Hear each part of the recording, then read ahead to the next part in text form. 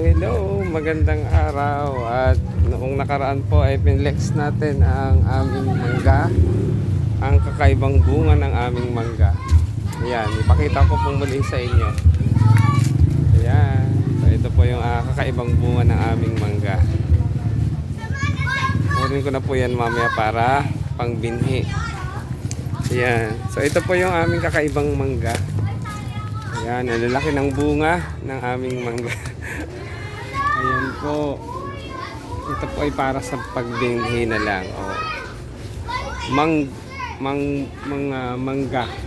na namunga ng malalaki, kakaibang bunga ng mangga. Ito po ang bunga ng aming mangga ngayon. Ayan. So ito po yung bagong variety ng mangga. So, napakalalaki po ng bunga. At ayan. Yan po ay medyo matured na. Ayan. So, gagawin ko na po siyang binhi para may pangtanim sa susunod na tanim. Yung dalawa po. Meron pa rin po siyang bunga dun sa taas. Yung mangga, ayan po. Meron pa po ng dalawang medyo mura. At, ayan, flex po natin ang pinakamalaki. Meron po kaming mangga na namunga ng bola. Ito po. Ayan. So, napakalaki. Ayan, napakalaki po ng bunga ng aming mangga ngayon. Ito po ay, hindi ko lang alam kung ano po ang variety ng mangga. So, timbangin po natin kung gaano kabigat. Ayan. So, halos 6 na kilo.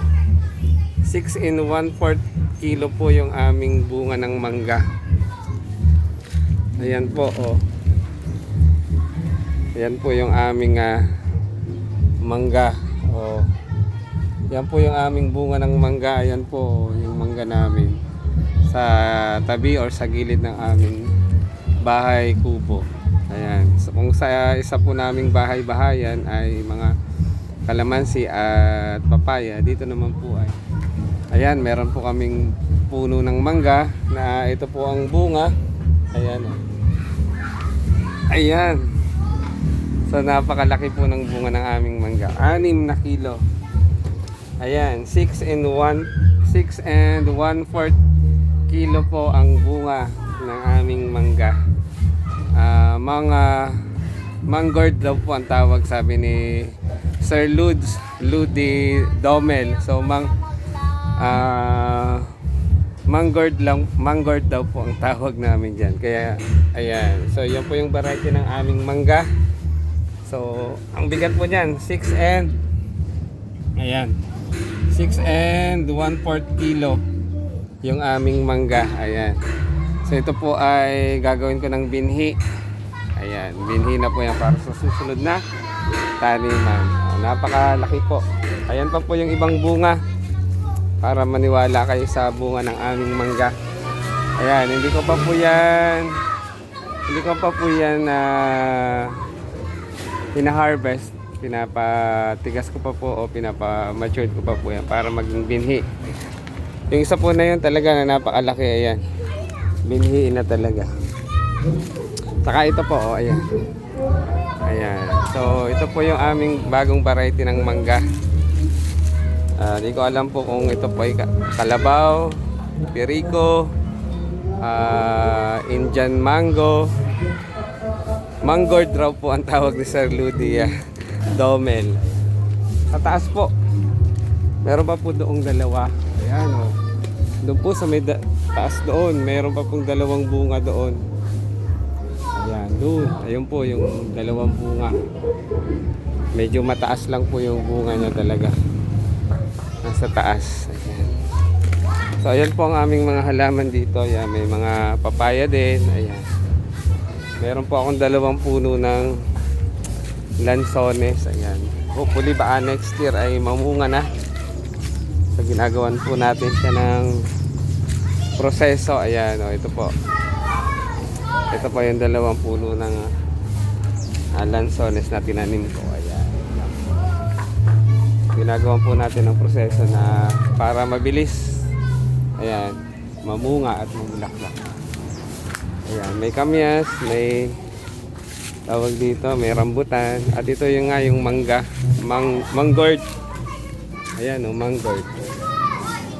Ayan, yan po ang bunga ng aming mangga ngayon. Ayan. Ayun po yung sa taas. Ayun. Yung dalawang bunga na medyo mura pa, pwede pa po nga lutuin. Ito po ay matigas na gagawin na nating binhi. Ito po ay naihulog ni nang dumaan si Christine, ay naihulog niya yung bunga ng aming mangga. Ayan. So ayan po, 6 and 1/4 kilo ang aming bola o ang aming mangga. Ayan. Sana po ay nag-enjoy kayo sa aking video. So reels, ayan. Like and share and mag-comment po kayo dyan sa comment section. Mag-comment na po kayo dyan sa comment section kung ano po ang tawag sa bunga ng aming mangga na ito. Ayan. So, solve na solve po kayo dyan, oh. 6 and 1/4 kilo.